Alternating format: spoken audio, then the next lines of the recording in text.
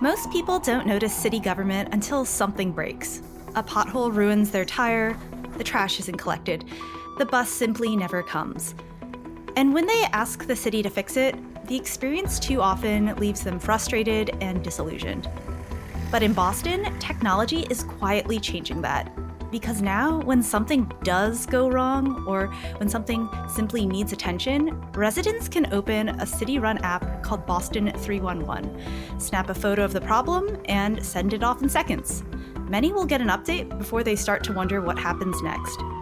It's a small moment, but it represents something bigger, a conversation between the city and the people who call it home. If you see any potholes, we urge you to call Boston 311.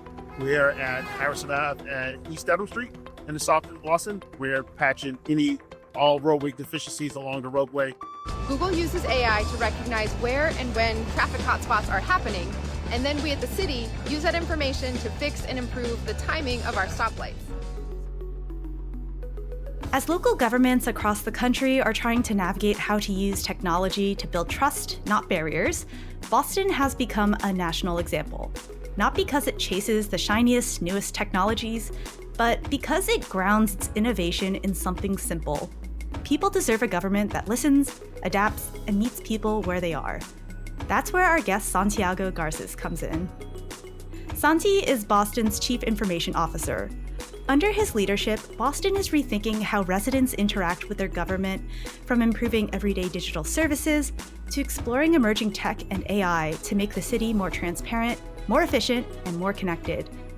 But Santi's vision for digital government didn't begin in Boston. His journey from growing up in Colombia, South America, to leading innovation in South Bend and Pittsburgh has shaped a deep belief that technology has a role in strengthening how our government shows up for us.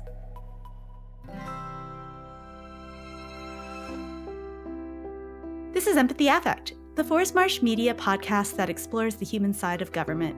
I'm Melissa Sosinski, and today Santi is here to talk about what happens when technology isn't just a tool, but a way for our government to prove every day that it's paying attention and here to deliver.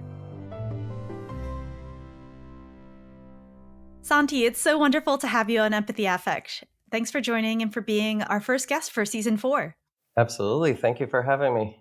Yeah. So as CIO, you lead a lot of different tech and IT across the city of Boston. But I want to start with artificial intelligence, especially since generative AI has really reshaped how we work and learn in just a few years. Boston responded early with interim guidelines and research on people-powered AI. So as we near the end of 2025 now, how has Boston's approach to emerging technology evolved, both in terms of AI, but also digital innovation overall? Yeah, absolutely. I think that for us, we know that new technologies have a lot of uncertainty and a lot of unknown unknowns. But when we started drafting the guidelines in May of 2023, we issued the guidelines in May of 2023, we wanted to ground ourselves in the things that we knew were true and important. The first one was that we wanted to be helpful to people, both our constituents and our employees. I think that's something that we've seen over the past few years is that some organizations, in the interest of pursuing some of these new technologies, are talking about replacing. I think that there's a state that in their AI report calls for displacing half of the public sector employees. We took almost the opposite approach. We're like, if there's something that is new and that has risk and uncertainty, the last thing that we want to do is get people to be worried and freaked out. And instead, we need to make them feel comfortable, being able to talk about what is working and also what are the kinds of things that are not working. So we put together these guidelines to try to give clarity to people. We ended up drafting something that only had 3 guidelines, and we leveraged the fact that we had a number of other resources to help people know what is the right thing to do, like our acceptable use policy, our security policies. And since then, we've had great conversations with our employees and with our constituents, and we've been able to find ways in which the technology can be helpful, but also areas where our employees told us that they were concern about the use of the technology, and also to learn what are the kinds of risks and issues that people had with the technology around privacy, security, around environmental impacts, around potentially issues related to the impact on creative people and on intellectual property.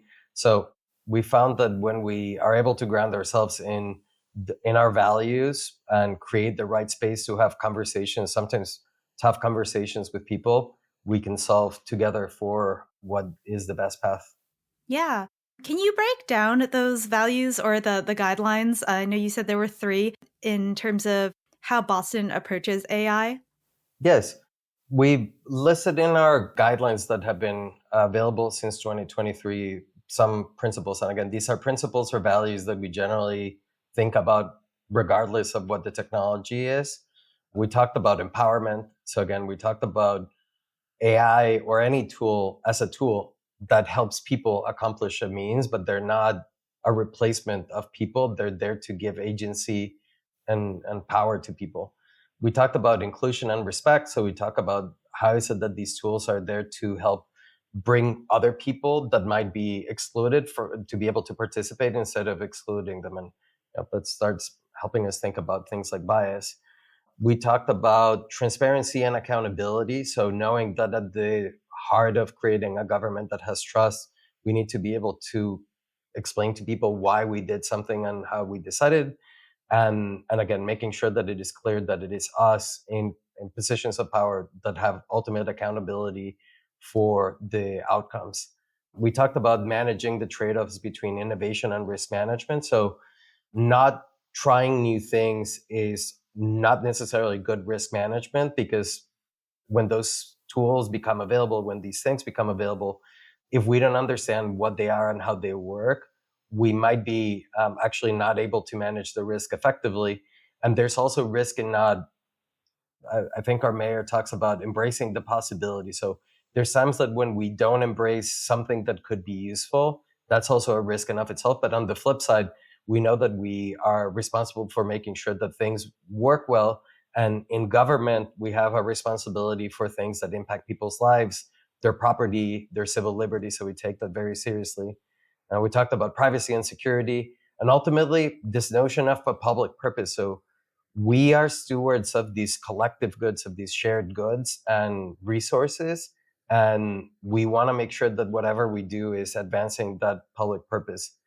So those principles and those values are things that we don't think will kind of fundamentally change, because they're just at the heart of what we think technology does and how we think that it relates between one another.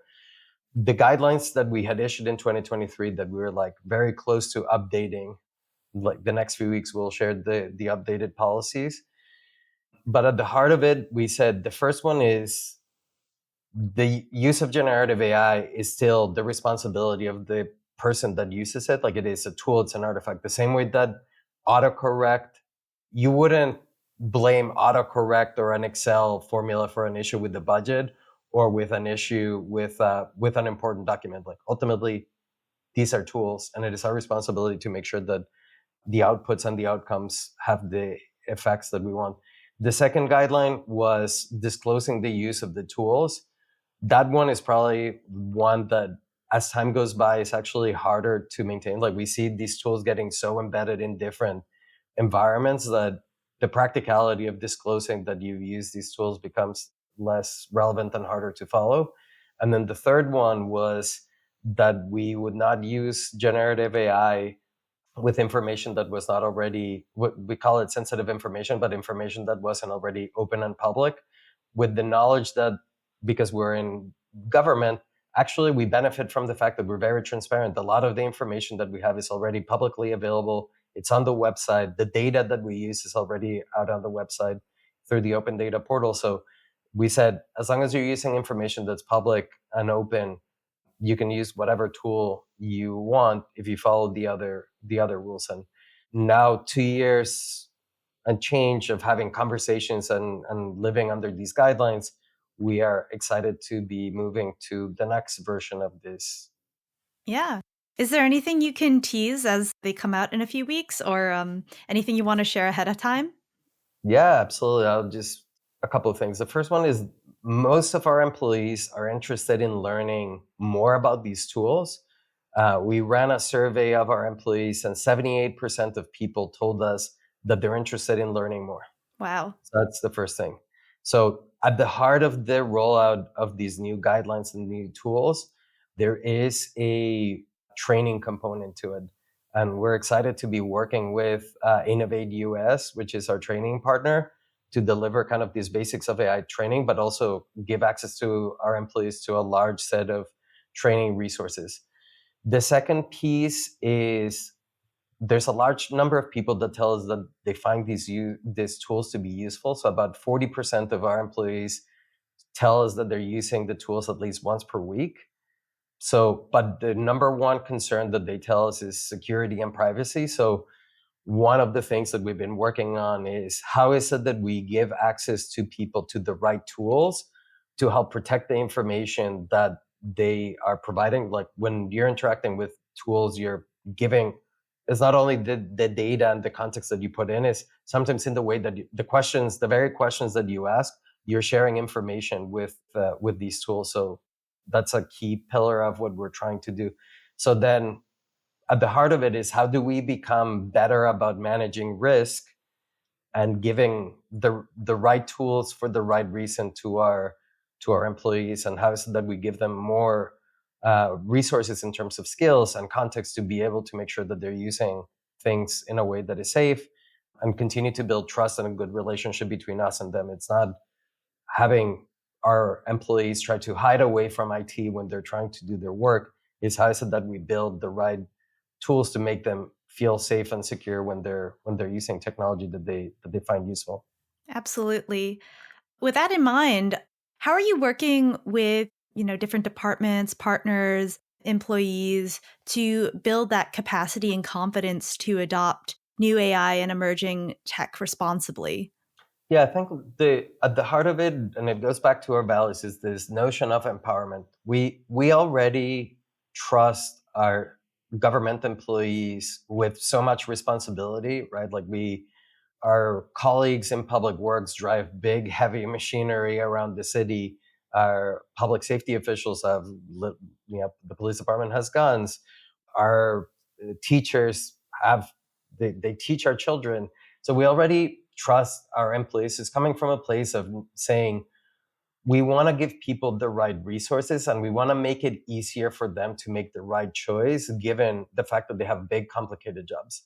So what we've said is, instead of being overly prescriptive of like saying you can't use anything or you can't, we've been focusing on making sure that employees are able to understand when is it that they're experimenting, when is it that they're trying something that is new in a context that might be novel, and how is it that we help them discern the kinds of issues that they might encounter when they're in that phase. It's fine to experiment, but it's not fine to experiment with people when, when in certain settings when the risk is inappropriate. The second stage is how is it that we help them understand and learn when something is working or when something's not working, so that you might decide going from an experiment to something that you're using in a broader scale. So one of the things that we've been working through is how is it that we help people evaluate to understand if it's something actually working or not working. An evaluation using data is really important, and it's a resource that is difficult. And again, when we see something that is working, how is it that we can think about when should we be building it at scale? So at the city, we've been talking about going from prototypes to pilots to production. And it's like thinking about iteratively managing risk, knowing when is it that we need to be answering what questions, but understanding that in a place like ours, like in the city, we want to really embrace the fact that everybody can be innovative, that all of our employees can be the ones. And often it is the fact that these employees have the context to know when our pieces of technology or problems experience, that they know what is the right thing to do. And we just want to make it easier for us to do the right thing, and then also do this in a way that keeps building trust from the public and from others, that for good reason they trust us with their money, they trust us with their lives and with their well-being, that we're doing things that are responsible. Yeah, I love that. Empowering the employees, building trust, being responsible in how you apply things. It looks like you have some good foundation there. I want to move to technology in action. I think Boston has long been recognized for responsive and people centered technology.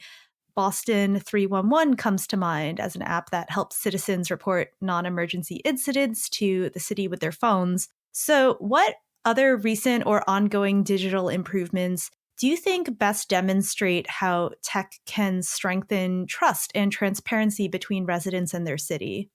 Yeah, I think that there's a couple of examples, and again, going in and speaking about kind of this like iterative and incremental way of learning and developing technology. And again, we usually don't put technology at the head of it, but it's trying to solve problems that people have. So one example of this would be our AI search. So the city of Boston, I think that we have one of the best websites in government. We have, I think, over 10,000 articles that we on boston.gov that help people find information about a number of things. But traditionally, we have the search functionality in the website is not particularly good. So only 1 out of 10 people express satisfaction with the result, like having a positive experience. Let's just say that if this was a math exam, you would have failed miserably if you had that. So we do a lot of things that in government to try to make these problems work a little bit better. So we design our websites with like a user-centered mindset, making it easy for people to find like the most common resources and whatnot. But there's still like, I think that we have about 5 million visitors to boston.gov every year. And so still, like there's this core fundamental challenge. So we started working on trying to use some of this like AI technologies to be able to provide a better search experience.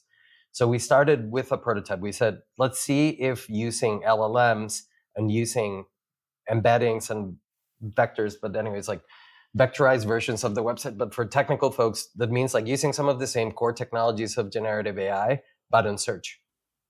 And we said, let's just give it a try. And the team that manages boston.gov was able to go and build an integration between Drupal, which is our website, and then Google Cloud. And we started to try to see, and again, for us, it's not a chatbot, it's still search, which means that we're providing a ranked list of the most relevant content that's already on boston.gov. So we started to play around with it, did some mock-ups, talked to people, and it seemed like it worked. So we said, all right, let's go and deploy this in one page of the website. And the initial results seemed positive. People told us that they generally liked it. And we decided to scale it to the top 50 pages in boston.gov. And the nice thing about that is that all of a sudden we start having more data to be able to compare what is the satisfaction of people using the traditional search versus the AI search. And the good thing is it's not great, but it's still good. About 35% to 40% of people that use the AI search tell us that they have a positive experience compared to only 10% of people in the traditional search. So all of a sudden we've find a solution that looks like it's 3 to 4 times better than the traditional search without any configuration. We haven't done anything substantial. We've not like been changing the metadata, in like changing a lot of the resources that we use to manage search. So again, it's everybody. If you go to boston.gov and if you go to one of our main pages, you will be able to see AI search. We would love to get your feedback. And again, we're using the feedback that we're collecting from people to decide whether in next year we keep the traditional version of the search or we just migrate everything to the AI search. And again, for us, like we start thinking about the need, like with AI and some other tools, we're starting to see a shift where more of our visits to our website are being made by AI tools and not only human beings, like ChatGPT or Claude or Gemini. So, but we keep thinking that having good quality content is still at the heart of what people used to know what the city's up to. And we, like in some sense, like it's not thinking, again, this is one of those places where like we realize that this is a place where it is our duty and it is our job to make sure that we have good quality and clear content. And another thing that has been kind of interesting as we work on this is realizing that the same kinds of limitations that, for instance, government usually are really notorious because we have a lot of really important information as PDFs on the website. But PDFs are hard for a screen reader, for someone that might be blind or hard of sight, to be able to process those PDFs. Well, it turns out that LLMs and like chatbots have the same kind of issues with PDFs compared to like HTML. So we've also been starting to look about how is it that we make our content more accessible, which benefits, again, the general public, people with disabilities. So all of these is just like a little example about like one place where us looking at creating a better experience for people visiting the city starts having kind of these unintended consequences, and us thinking about like how is it that we create more virtuous experiences that are helpful for people regardless of how they're interacting with us, whether they're using ChatGPT to figure out how so that they do something with the city, or they are going to the website to try to find the right information. That's a really interesting point, using AI to integrate into the discoverability and searchability of Boston's resources. Boston has also used AI in other ways. Project Greenlight is one that comes to mind, where the city has used AI to optimize traffic flow. So, are there any meaningful stories or feedback from residents you've otherwise heard, maybe even employees, that really illustrate how these tools are making a difference? Yeah, I think so. Project Greenlight is interesting. It's part of a partnership that the city has with Google, where they give us a set of recommendations for improvements. And I think that at this point, we've applied those recommendations in over 130 or 140 signalized intersections. So they'll tell us add 3 seconds to this movement and reduce 3 seconds to this other one. I believe that we've reduced the amount of unnecessary stops in those intersections about like on average like over 20% of the time, which is great. But I'll give you an interesting story. So generally speaking, with when managing these large pieces of infrastructure, we can see the numbers, but it's hard to get like a sense of the real kind of human impact. But we've inspired by Project Greenlight, we started working on a project for as part of the Bloomberg Mayor's Challenge. And we started focusing on the impact that delays to school buses have on families. And we were finding that some parents, because the school buses were not arriving on time to pick up the kids, parents were missing work. There's some parents that had like some really serious issues, like where their kids were delayed to get to school. Some of these kids have disabilities, and higher proportion of kids with disabilities get bused to school. Parents were getting disciplined at work because they're not getting to work on time. So one of the things that we're really excited to work on this past summer was a prototype of enabling traffic signal priority to school buses. So using the signal that we have from buses as they were approaching certain intersections, letting them have a green light earlier or a little bit longer to be able to cross through the intersection. And we were able to see that these buses, when you do this in a couple of intersections, it has this cascading effect. And we were able to reduce the amount of time that kids were spending in school buses. And generally, what we were working with some of the schools that were impacted by this, they were telling us, and along with some other interventions, we were able to get kids faster to school and spending less time loading and unloading. And still early, we're a finalist in this like competition with 50 other cities from all over the world, but we start seeing how using technology in the right place can have a huge impact for families. And Boston is responsible for over 900 intersections that have a traffic signal. Mm-hmm.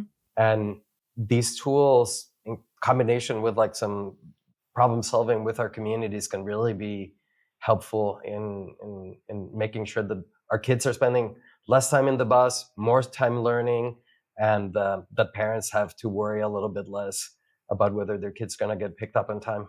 Yeah. And that is another good example of the iteration that you're talking about. Like, you had Project Greenlight, you were able to take it to address a specific problem the city was facing. So I love how you threaded that needle. So, one thing we like to do on the show is get to know our guests a little bit. You've worked in Boston, but also in South Bend and in Pittsburgh, each, with their own history, needs, and challenges. So, what experiences or lessons from those cities have most shaped how you think about innovation that actually builds trust and effective solutions for the public? Yeah, I think there's a couple of things, and I think that the fact that I've been able to work in cities of different sizes has been helpful. I think the first thing is all cities share some similarities. Like for a resident, their neighborhood and the place that they live is like somewhat sacred, right? I think that it is so easy for us to abstract and think like, like we're just managing human beings as numbers. But the reality is when you go to a community meeting and you hear people talk passionately about an issue, you realize that regardless of what side of the issue they stand, people feel like viscerally about when it's about their kids or their playground or the sidewalk in front of their house or the house down the street. Like it's really, really personal. And I think that that sense of empathy is something that I think that I appreciated working in a smaller city like South Bend, where there's less of a notion of like space is like an abstract thing. And I think that that's something that's carried everywhere. I think the second piece is, again, we have a tall order in government. Like we have limited amounts of resources to do a lot of things. And generally speaking, I think governments are organizations like no others. Like we don't turn our customers away, right? A failure of affordable housing manifests as someone being homeless. And we will deal with the person while they're homeless, or we'll deal with them in trying to figure out how they're housed. Like, regardless of where people are in life, we are there to serve them. And I think that that's something that is special, that in government we serve everybody. And that also means that for me, like when it comes to innovation, that it doesn't make sense to make perfect be the enemy of the good. Like there's some real, like I go back to like the AI search. 35% satisfaction on search is not great, but it's better than 10%. So there's often in government, it is humbling to think that there's always something better that we can do. And I think that what I've learned, regardless of the city, is like the creativity of our public sector employees, and especially when we're able to stop talking across the aisle and stop having like this notion that like our constituents and their governments are at odds with each other. We can find some creative paths to solve difficult issues. And it's the last piece that comes to mind is like one thing that I found very humbling working in government and as an immigrant. I've been working in government for most of my adult career, but I'm a representative of a government that has been there for a long time, and governments that have done things that are pretty good and things that are not very good. The city of Boston, for instance, is like 400. It's going to be almost 400 years old, and it's been there since before the U.S. government existed. So there's things that when people are interacting with me as a government official, they're interacting with a representative of the city and not just me as Santiago, Hispanic immigrant. I'm a government official. And I think like being able to understand that I'm there and I get to move things forward in a particular point in time, but I am helping shape this legacy and this experience that people have had. Yeah, I mean, even stepping back a little further, you grew up in Colombia during a really complex political moment. So, how did those early experiences influence your commitment to public service and your belief in what good government can do? Yeah, I think in some sense, growing in Colombia in the 90s feels unfortunately a bit more similar how I feel about the broader state of the world. There's a lot of uncertainty. There's a lot of big things that you feel around security and safety that you feel like you cannot take for granted. But I'd say like the biggest lesson is that it's precisely that the importance of investing government and the state is a collective investment that we choose or not to have. So I think when I was a kid, about 90% of the Colombian territory was not controlled by the government. Hmm. And I feel that the rhetoric in the US over the past few years is more about like this like almost seemingly completely antagonistic views of like what the world is, and as a kid there was a turning point in which it felt that we could either continue to choose like we should be sacrificing everything to try to win the argument against each other, or we could start trying to build something that is shared. And I feel that is why I chose to work in government and why I've loved doing this work. Is like I believe that there's something that is shared that is fragile and might not even exist right now. But if we give it a little bit of breathing space, good things can happen and we can reimagine what this collective reality should be. And that gives me hope that even in a city that is much smaller than a country that's much smaller than the rest of the world, that it is still something worth pursuing. Yeah, I love that sentiment. So now, as we're talking at the start of December, we're approaching 2026. So I'd love to take a moment toward the end here to look forward. Where do you see the Department of Innovation and Technology's digital and AI strategies moving forward? I know you mentioned a little bit about the updated guidelines, but what other changes do you hope residents will tangibly feel or see in their day-to-day interactions with the city? So on a number of fields, we're hoping to accomplish, again, a more seamless experience for our constituents. So us be able to present the experiences that we support with constituents in the terms that the constituents expect, rather than how we think about administering this. And the foremost place for this will be permitting. So if you think about it in more layman's terms, a person might be trying to install solar panels on their roof or refurbish their kitchen, but we don't have a permit for those things. We have 10 permits to be able to do those things. We have structural reviews, we have plumbing permits, we have electrical permits. Like we have all these different things. And generally, the challenge is that most people end up finding how to get the things that they need from cities by being told that that's not the right way to do it, and then go back to this office or this thing.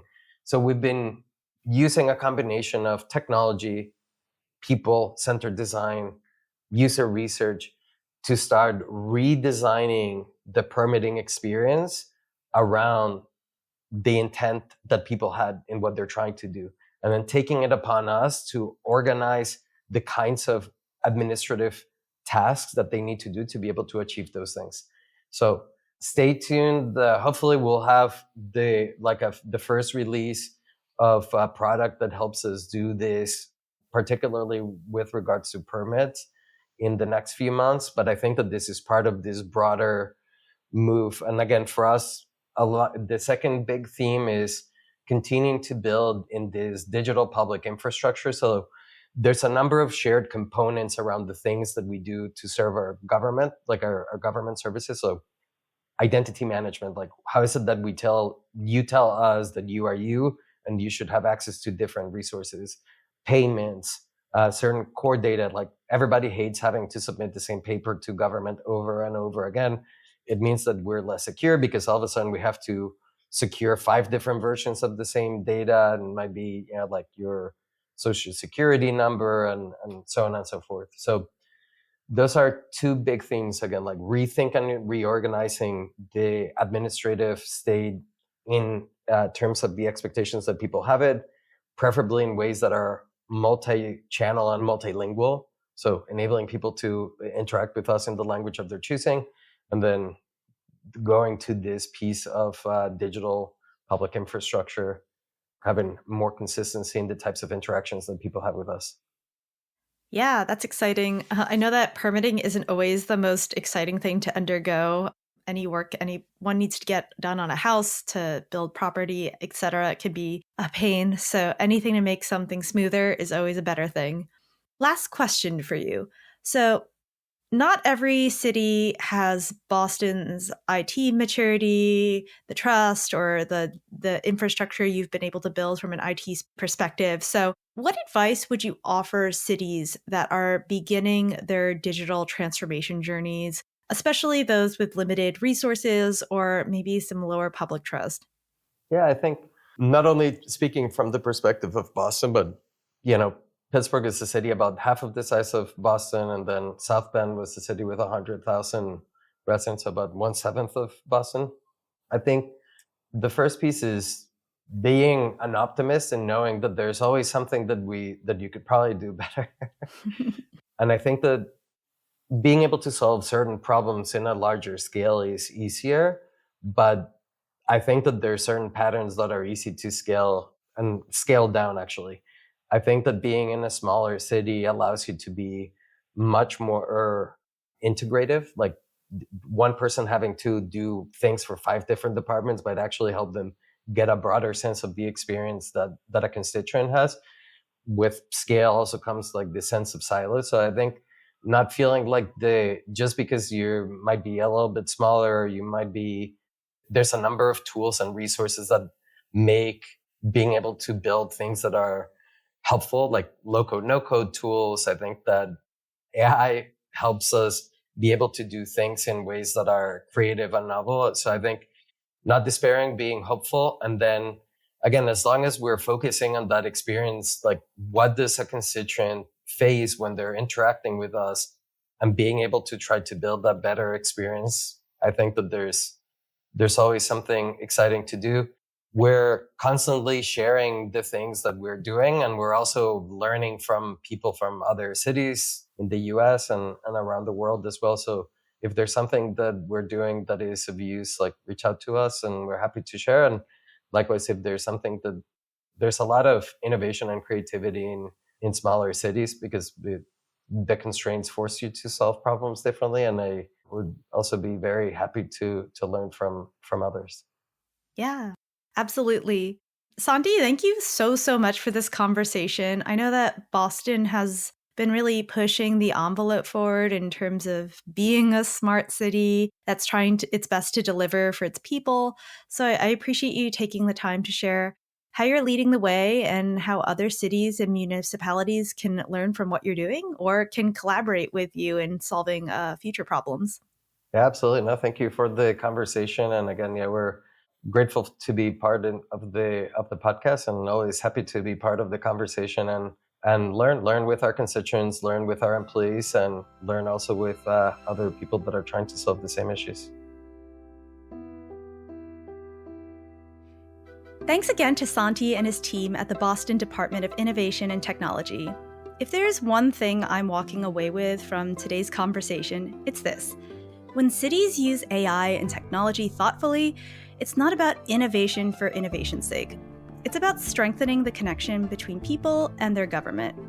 It's about making everyday interactions smoother, faster, and more human. And in Boston, that work is already reshaping how residents experience their city, from the services they rely on to the small moments that build trust. Santi showed us that responsible innovation commits to listening, learning, and designing with people at the center. And that's what the future of government should feel like: accessible, responsible, and rooted in real community needs. Thanks for joining us on Empathy Affect. If you enjoyed today's episode, I'd absolutely love it if you could rate, review, or share it with someone who cares about how our government can show up better for all of us. We'll be back next month with a conversation about how New York State is integrating recovery and resilience into mental health systems of care and communities. A timely conversation for an often tough time of year for people who struggle around the holidays. Take care, be well, happy holidays, and we'll catch you in 2026. Thanks, y'all. Empathy Effect is a product of Forrest Marsh. You can reach us at forrestmarshmedia@forrestmarsh.com with any feedback, questions, or inquiries. If you want to know more about today's guest, are interested in participating with Forrest Marsh, or becoming part of our community, check out our show notes for more information.